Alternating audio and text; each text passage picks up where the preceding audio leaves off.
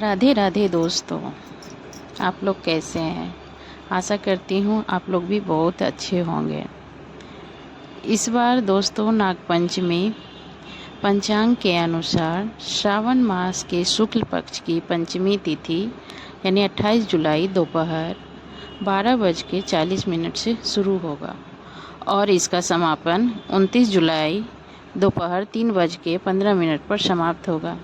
इसलिए उदया तिथि के अनुसार नागपंचमी का व्रत 29 जुलाई को ही मनाया जाएगा। इसलिए दोस्तों नागपंचमी का व्रत आप लोग 29 जुलाई को मनाएं। इस नागपंचमी पर शिव योग और सर्वार्थ सिद्धि योग जैसे शुभ संयोग बन रहे हैं। साथ ही इस दिन रवि योग है, जो हिंदू धर्म में यह योग अत्यंत फलदायी माना जाता है। इस बार पूजा का मुहूर्त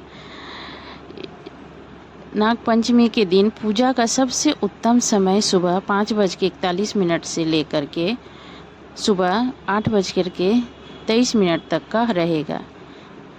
ऐसे में कुल पूजा का शुभ योग 2 घंटा 43 मिनट तक का रहेगा। दोस्तों इसमें हम लोग शिव जी की पूजा करते हैं। नाग देवता को पूजा किया जाता है। मंदिर में जा कर के हम पूजा अर्चना चढ़ाते हैं और इस दिन का नागपंचमी के कुछ खास महत्व हैं। पूजा है जो पौराणिक कथाओं के अनुसार चलता हुआ आ रहा है। दोस्तों इसमें कुछ कथा है जो हम आपको सुनाते हैं। तो आइए जानते हैं हम लोग नागपंचमी क्यों मनाते हैं। बहुत समय पहले की बात है। एक बड़े राज्य में एक धर्मप्रिय राजा राज्य करता था। उसका नाम था धर्मकेतु। वह बहुत ही न्यायप्रिय और करुणावान था। उसके 3 बेटे थे, विवेक, धर्म और समर। एक दिन राजा ने अपने बेटों से कहा, पुत्रों, धर्म के मार्ग पर चलना ही सच्चा धर्म मार्ग है। प्रजा की सेवा सबसे बड़ा कर्म है। कुछ समय बाद तीनों राजकुमार शिकार पर गए।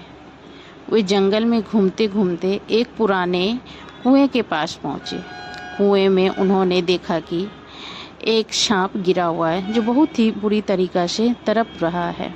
उसे बहुत चोट भी लगी है। राजकुमार विवेक बोला, भाइयों, हमें इसे बचाना चाहिए।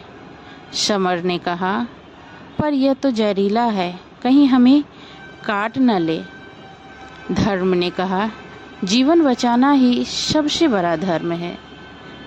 फिर तीनों भाइयों ने मिलकर के एक लकड़ी की मदद से सांप को बाहर निकाला।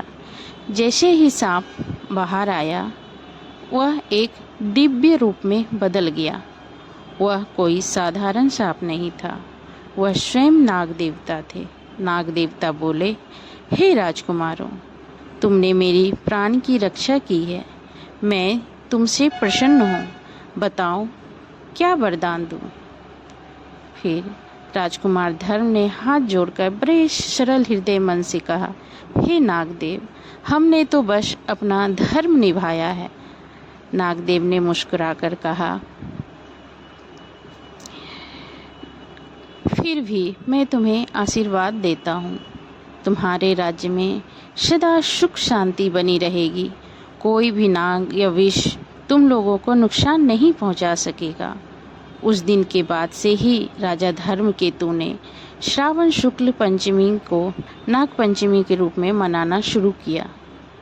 इसलिए हर साल उस दिन पूरा राज्य नागदेव की पूजा करता था। महिलाएं दूध, चंदन, फूल से नागों की पूजा करती थीं और प्रार्थना करती थी, ओम नमो नागराजाय नमः, नागदेव हमारी रक्षा करें। इसीलिए तब से हम लोग इस नागपंचमी की पूजा करने लगे। और हमें नागपंचमी हमें यह भी सिखाती है, प्रकृति, जीव जंतु, हरियाली का सम्मान करना चाहिए। करुणा से सबका हमें धर्म पालन करना चाहिए।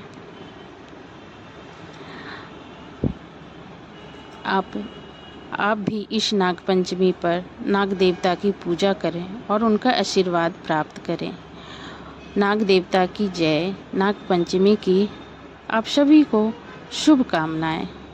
दोस्तों, अगर हमारी कहानी आपको अच्छी लगी हो, हमारी बताई हुई सीख अच्छी लगी हो, तो प्लीज़ हमारे चैनल को सब्सक्राइब करें। राधे राधे दोस्तों।